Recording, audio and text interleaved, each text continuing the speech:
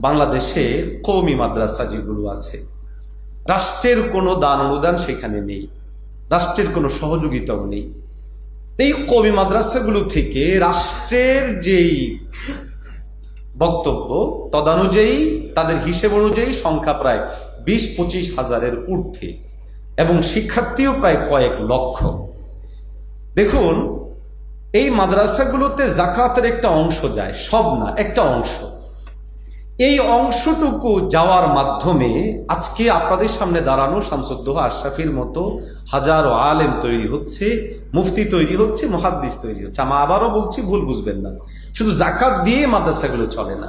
বহু আল্লাহর বান্দারা আছেন যারা নিজস্ব জায়গা থেকে দান অনুদানের মাধ্যমে এই প্রতিষ্ঠানগুলো